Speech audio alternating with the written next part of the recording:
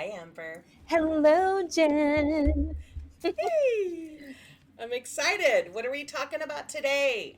It's one of your faves, right? So it's a Yes. billionaire romance. So this book is called Think Outside the Box by Olivia Hale. It's book one in the New York Billionaires series, and it was chosen by Jen for us to read. And I'm saying that because it's very rare for Jen to suggest a book. Goes I'll with the read flow. whatever. Yeah. Yep, goes with the Yeah. flow. But then she brought this book to my attention. She's like, I really want to read it. And then she like left me in the dust with it. I think I read 3 or 4 You of read them. them, and I was like, this book took me like 4 days to read, which is crazy. I know. I didn't realize. I don't think you were in the headspace for it. Because I looked and it was like I started reading it on the 15th and I finished on the 19th. And I was like, But you oh. also were reading like 2 books at the same time. Yeah, yeah, that's so I was kind of getting into the dreaded book slump. And I was like, I don't know what I need.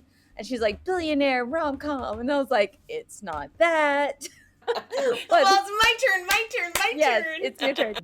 We'll talk about the tropes, the book boyfriend, the nickname, the dedication, some quotes we liked, and then we'll just get going. All right. All Sounds right. great. So Let's dig in.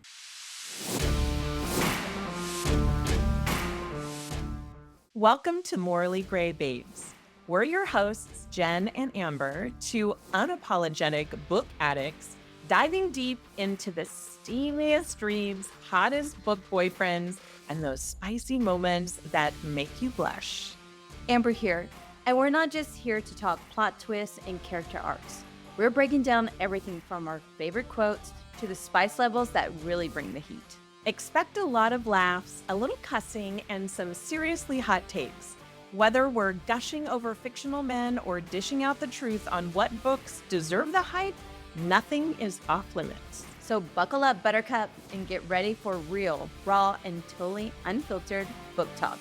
Because we're the book besties you didn't know you needed. Thinking outside the box, more like blowing the lid off of it, led to the wildest night of my life. And just my luck, it turns out the sinfully hot stranger from the party, he's my new boss. So there I was, stepping into a closed optional secret party because, hello, why not satisfy a little curiosity? Thinking I just blend into the crowd. That was until he spotted me. One lethal glance, and bam, we're tangled in silk. No names, no strings, just pure, unadulterated bliss. But as they say, every pleasure has its price. So we're going to fast forward to day one of my internship, and boom, there's Mr. Hot and Dangerous himself, Tristan Conaway in the flesh, my very own venture capitalist boss. And guess what? It's not just powerful and dripping with charisma. He's single, and he remembers, and he wants a replay in his office. Turns out being outside the box just landed me in a whole new kind of delicious trouble. I can't stop thinking about the boss. Story of my life. So good. I know. If they could just see your face reading this, it's not everything. So good. So here's some of the tropes moving in. It's a single parent, there's a lost siblings, workplace romance, billionaire romance, there's banter. I think it's kind of chick lit, and there's sex club. So it's kind of like a smorgasbord of some good things and some drama. Yeah, this like rom-com kind of meets billionaire romance and basically has everything that I love. A sharp, ambitious Freddie and an MBA swoon-worthy single dad billionaire hero Tristan. The single dad piece is what makes it so amazing to me, if I'm being honest. Like it just really, it's not just two single people like dating or whatever, right? Like he has a son. Gives and them so soft edges. Yes. There's sizzling chemistry that kept me literally hooked from start to finish. I think I read it in a day for sure and started the new one that night. Because I remember you asked me that evening, you were like, how's it going? And I was like, oh, I think I'm on chapter 3. You're like, oh, I'm starting book 2. And I'm You're all, okay. I'll keep pushing through. The single dad aspect really kind of added that extra layer of warmth and depth, like more seriousness, I think, making it more than just a steamy read. I could totally picture it as a rom-com. It would make a great movie, in my opinion. I think it is a movie. Yeah. I feel like I there are love movies it. like this. The book boyfriend, his name is Tristan Conaway. He just isn't any boss. He's like this ultimate alpha in a suit. He's commanding, he's mysterious, with a side of dangerously handsome that can ruin your heart. So here's what you need to know about him. Personality, he's intense as they come with a focus that's like all consuming. Whether he's steering this I feel like it's a billion billion It's a dollar, billion, yeah, billion but for he's sure. like steering multi-million dollar deals or seducing you across a crowded room. He's got this presence that's impossible to ignore. Quirks, he might wield power like a king in the boardroom, but he's also unexpectedly genuine. He's got a soft spot for those he cares about, especially his son, showing a warmth that contrasts this like ice king facade.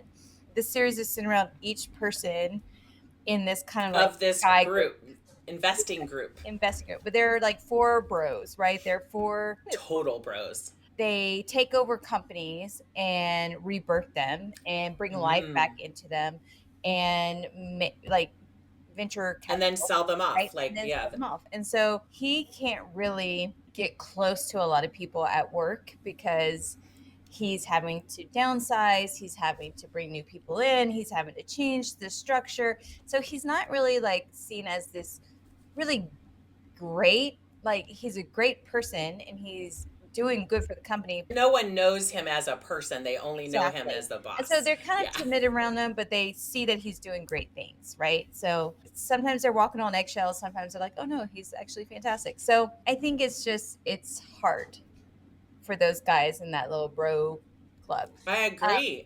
Also, the spice factor, Jen says it was off the charts. We'll talk about my thoughts.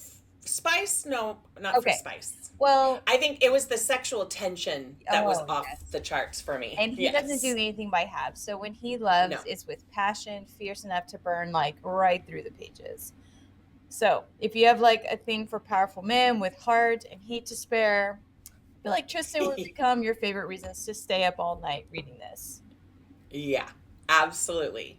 And the dedication, it's not a dedication that we like love, but I thought it was really sweet. It says, to my parents, neither of whom will ever be allowed to read my romances, but who nonetheless are my biggest fans. And I thought that was cute. I like that. I thought that was cute. If my kids wrote a book, I think that would be great. Yeah. I like it. No, I'm not even going to lie. I like dedications when they kind of give you a glimpse of the book. And that dedication did not. And I think that kind of is like why I drag my feet. Like if there's no dedication, I'm like, ugh. And then there's a dedication that's like personal versus Bob makes the story better. Yeah. I think Bob for staying up and giving me Cheetos when I was like roadblocked. I'm like, ugh, Bob.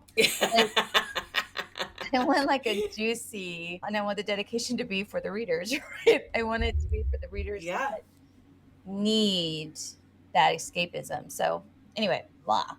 And I've seen some authors do two, sort of one personal and one that like, it basically lets you know what you're going to be reading about the book. Like I think like we've talked about some that we really loved on here on our episode. I think if you're going to thank Bob, that's in the author's notes, right? That's in the acknowledgement. There you go.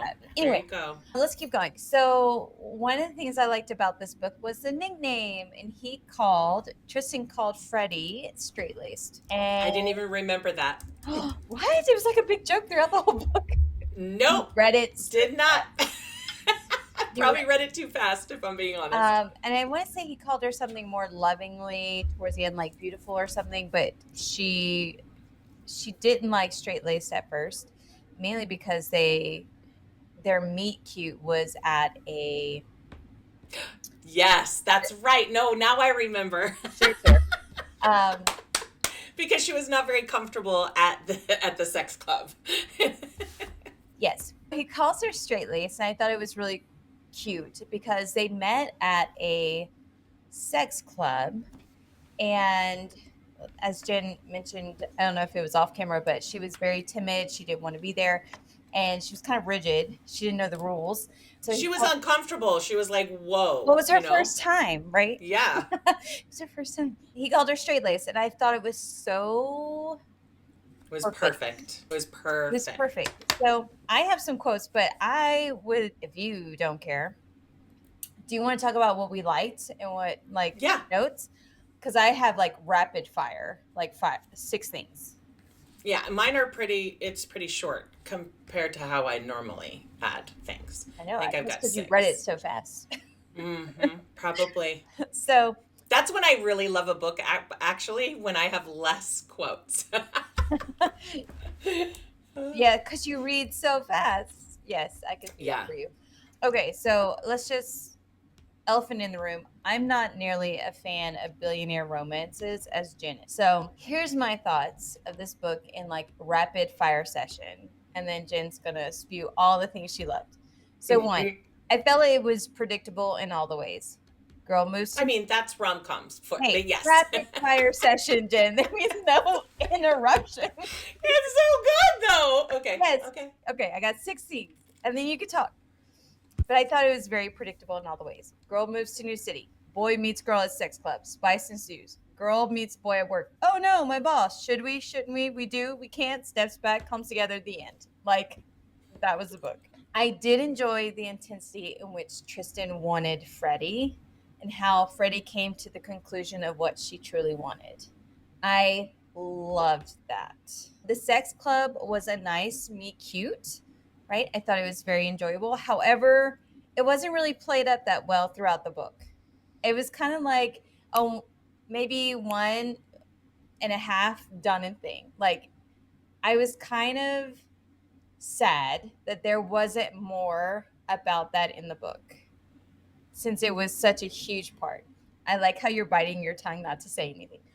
The side characters were interesting, and you were rooting for each of them, and it will be fun to see some of these characters again in the following book series. But I loved the son in the book. I loved the friends at work. I loved his friends and his like bro club. And you could see, yes, we have already moved on and read book 2. As Jen says, she probably read 3 and 4. Like, you can see some of how the stories are unfolding, even in this book. So it would be wise to read them in order. You don't have to, but I think it's wise. The heart on Tristan was chef's kiss. Like, I won't spoil it with telling you the details why, but I love this man's heart so much.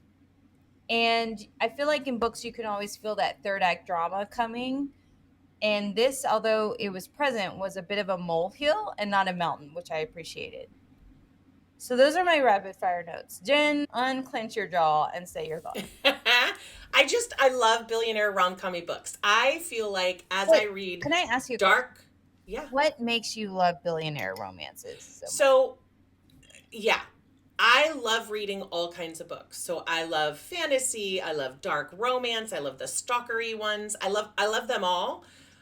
But there's something in my heart that needs a perfect ending. And so these books, for me, if I read too many dark ones in a row, or I read too many other kinds of things in a row, I have to have one of these to get in and just say, everything's great. It's all perfect. La, la, la, la, positive, positive. It's just what I like. And I feel like life is hard. There's always things that come up in life that are hard that we have to work through. And a good old rom-com gets me out of my life and into a happy ending book. It is really literally what keeps me from stressing out in life. I'm trying to, you're saying all this, I'm like, which one's mine? I don't know. Well, you do like to have books in between that are like this. You do but a break every once in a while. But they're not really billionaire, right? I never really say, I'm going to read a billionaire. I think, yeah. I'm a freaking buffet. If we read too many fantasies, I'm like, I need a dark mafia. Correct. If we read too many dark mafias, I'm like, I need a monster romance. Or Omega. Yes, yes. I love Omega. I'm like on a Omega verse kick right now. So Yes, we've been reading a lot of those. yes, you're welcome. I can't help it. So I feel like your billionaire romance would probably be my dark mafia romance. True. And I love them too, but after so many, I need a different, like, especially the dark ones, because I love the dark romance stalkery ones and the mafia, which are so intense, but then I need something fluffy to make it, to like balance out, I guess. Yes, I understand. Yeah. But this was it was a good palate cleanser. Even before we started reading together, I would read like murder mysteries and detective kind of things and these types of books. And I would rotate back and forth. I get bored very easily, but these types of books are the books that like just wrap it up. And I think the whole billionaire romance of it all is that it's these people who are struggling financially, and then they actually fall in love, and then it's somebody that can literally take care of them. It just feels like just a happiness situation. I don't know. It's Grown just up fairy tale. It's literally a Cinderella situation. Yes, that's literally what it is. And on this book in particular, I feel like the thing I love the most in a book is the sexual tension. I love the buildup. I don't like the miscommunication, just like you. So like a book can't have too much of that or I'm over it. I'm very particular. And so this type of book the sexual tension was awesome. I love that total breakup moment, but it was like, it wasn't irritating as it usually is because the book was so good prior to it and it was short, right? I don't like the ones where they go like 5 chapters in of this miscommunication breakup stuff. Like that drives me crazy. And then add to it a single dad. I'm sold. Well, the third act drama, I Sold. feel like it was the author wrote the characters to handle the third act drama very maturely. Yes. On both ends. And sometimes like a lot of the books that we read, the third act drama has one person doing some like shitty move and that just crushes the other one, and then you have to like have groveling, and that one didn't have all that. So I'm just gonna say billionaire romances do not pull me out of a book slump. I said it. They're not my thing. I do like them as palate cleansers, and I'm glad you made me read this one. Yeah, I mean, and I have some quotes, but they're not my bag. They're like, I like them, but I will probably never say, hey, I'm gonna read I will need to be craving a billionaire romance to say I want to read one. There you go. And I think I told you this one, I gave you 2 options of like, hey, look, there's this dark mafia and there's this billionaire romance. I literally told her this last night, and I was like, here's this blurb. And Jen's like, so dark mafia or billionaire? And I was like, you gave me a choice. He's like, billionaire. I was like, I knew it. We're going to read both of them, but yeah, absolutely. But it was just funny because like as soon as you said it, I was like, I know what she's saying. And the reason why I was going for the billionaire this time is because we've read like 3 back-to-back Omegaverses, right? Oh, 2? Yeah. We read 3. Yeah, we've been, so for me, that's like, it felt like a need. And then I'll dive into a mafia or one of those, and then I'll want to read 3 or 4 of those, and then I'm like wanting to change. I get bored. You do. So, and I'm a mood reader, so it fits. We worked well together. Yeah. So, do you want to share some of your quotes? Sure. So Freddie says this. It's like internal dialogue. His gaze travels from me to Luke, standing closer than he should. There's none of the professional civility of the last couple days. Despite the distance, I can read his face perfectly. He's burning, he's angry, and he's not as indifferent as he pretends to be. That just like seriously shares, like he needs to get out of his way. And just be with her. But he's like and she's trying to hold off too. Like it's a boss situation. So it's very uncomfortable. Yes. I loved it. Oh, so I have one, and I have one where they meet in the sex club, which is called the Gilded Room. I don't know if I'm going to share this one, but this one that I want to share, it's about the banter that they have between the two, which I thoroughly enjoyed. I love good banter. And the way they talk to each other is how I talk to my hubby. like like the banter and how like they put each other in their place. I was like, yes, I love that part. So he says to her, "My unmasked beauty," he murmurs, tying the mask back on silken strings around my head. "Fucking you has been the highlight of my month."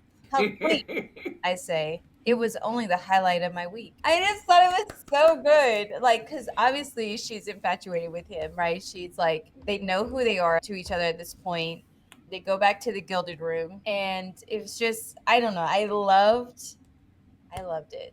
I loved the banter Yeah, between the two of it them. was good. This is being said. Friends, yes, friends. And yet I think about you all the time, how you felt in my arms, the taste of you, the sounds you made. I want you so fucking much, Freddie, and I can't have you, and it's driving me up the walls. I'm like, yes. I love that he told her that. Yes. This one is whenever she confesses to him that she was not supposed to be at the gilded room. And she says, "No, I admit, I wouldn't be surprised if I don't get one at all this time," meaning another invitation to the sex room. He raises an eyebrow.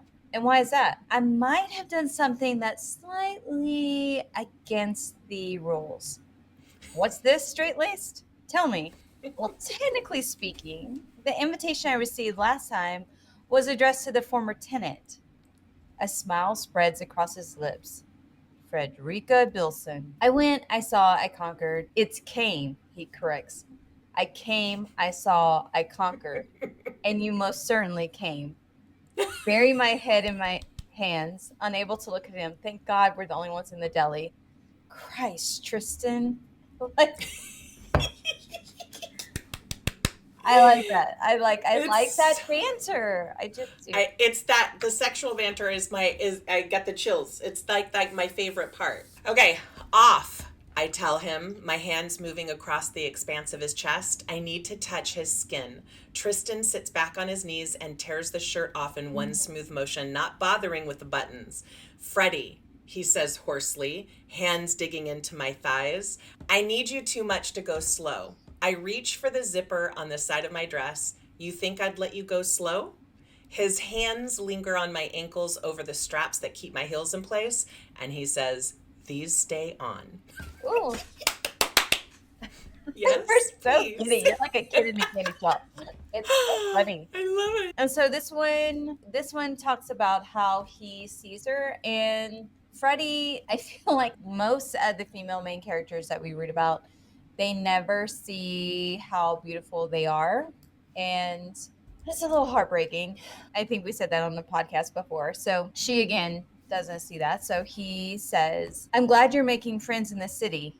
Her gaze returns to mine. There's no animosity there now. Her brown eyes soft. "Actually, I think it might have been a date. Is this woman trying to kill me?" My scowl deepens without conscious thought. Of course the woman is a fucking 20 on a scale of 10. I'm like, oh. I love it.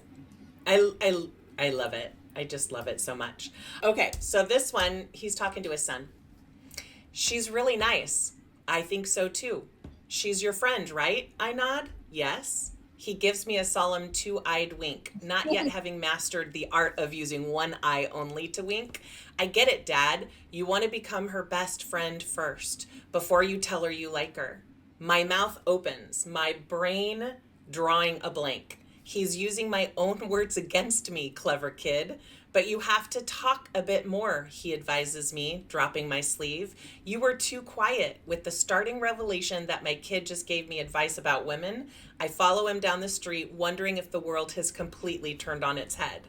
It was so sweet, this little kid telling him, like, and the fact that he, like, took it seriously. He wasn't just a dad that just went, You know what I mean? Like, it just, Oh, it just dude, warmed kids are my heart. wise.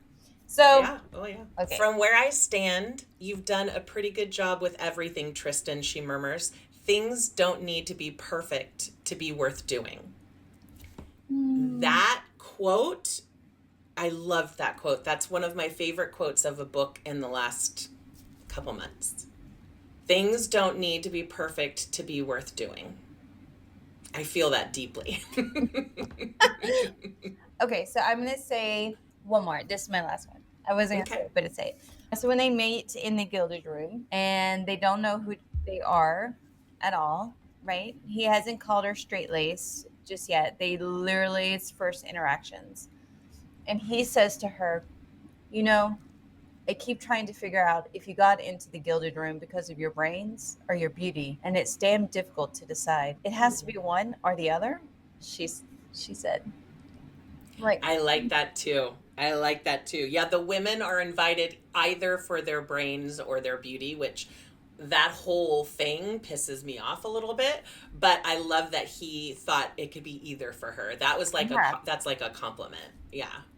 But here's the thing, like when he says it, and I think I sent you the message because I was like, what has she done? What has she done? What has she said for him to think that she was smart, right? For her to have brains. They're basically in there. She has a mask on. She hasn't really said anything to him at this point. And I'm like, do people just look smart? I think that, but they had conversation. But like even the and she's witty and sharp. I don't know. I liked it. I mean, obviously she is smart. Whenever, like, further into the book, you see how brilliant she is. But when, like, I was like, and I even read their conversation to my hubster, and I was like, would you say she was smart? He's like, I don't know yet. I'm like, exactly. It's just a normal conversation with someone. So I was a little, I liked the quote. I like what he said to her. I liked how he was like, I don't know if you're like, which one it is that got you in here, which it was neither, because she faked her way in. Stole it. But I didn't steal it, but yeah. But I didn't see, I don't know, I guess I just didn't. I was like, if that's what people think smart people sound like, then Jen, you and I are geniuses. Like, yeah, but I feel like in that moment, the fact that he even was asking that question was giving her the benefit of one or the other, right? Like giving and not just assuming that it was pretty. I think that's why I liked it so much. No, I liked it. I just didn't. Yeah. I didn't see how he could have said that she had brains. Like, it was just. It was a good flirt. It was a good flirt comment. Of course, it was just like, I don't know. I would have been like skeptical if somebody said that to me and we had like 2 words together. I don't think at that point nobody, like, they didn't care about the relationship at that point. They were just, I know, but I would have been enjoying themselves. Anyway, I'd be like, get away from the creep. No. Anyway, apparently that was something that irked me in the book, but I did like this book. So let's move on. Spice-o-meter. 2. For having a meet cute at a sex club, this book was less spicy than I imagined. Absolutely, positively, and I agree 100%. So I also gave it a solid 2 on the Spice-o-meter. I mean, it could have been 1. I mean, I could argue that it was maybe even a 1, but it was a 2, I think, overall. Yes. I expected more spice also, but these books don't have a lot, in my opinion, this series. They did not have a lot. I mean, they have a few scenes. Oh, of course. I mean, which all romance books have. Like, so it's not like anything detailed or spicy. I wouldn't say there was like chapters on it. I would a handful of pages. So, rating 4. It was a 4 to me. It was probably a 3 for you, knowing you. But I felt like it was a 4. I love the romance. I love the humor. I love you shouldn't, be together because it's a boss and like that whole situation. The son, I thought it was a 4. Think Outside the Box by Olivia Hale, I thought was a delightful read. This book took me like 4 days to get through, which is a bit of time for me. However, I did leap straight into book 2 afterwards. I will say that. So, like we said, just a little recap. It's a rom-com slamming into a billionaire romance, like a heartthrob, like colliding into your life. We got Freddie, a sharp-witted, ambitious queen with an MBA. Like, she is brilliant. And Tristan, a swoon-worthy single dad billionaire whose very presence spells trouble. and the good kind of chills. Their dynamic is utterly explosive. From their crackling banter to the tension you could cut with a knife, every moment between them was pure fireworks. I agree with Jen. And like the single dad magic, Tristan isn't just melting hearts, he's redefined hot dad goals, like adding layers of depth Yes. and genuine warmth to a story already sizzling with chemistry. And the spice, well, there, I didn't think had me exactly clutching my pearls. I gave this book a 3.5. I know we don't do There's halves. no halves. I So know. it's a 3. I literally put it in there. I know we don't do halves, but I just couldn't help myself. Like, We may need to change that rule because it's getting really hard to go between a 3 and a 4. Like I mean- round up and you round down. yeah, I mean, I liked the book. I wouldn't necessarily say I loved it. I won't read it again. I think most rom-coms, in my opinion, are like that. I don't think I've ever read a rom-com type book that I would want to read again. I'm gonna have to sit on this and think about it. Yeah.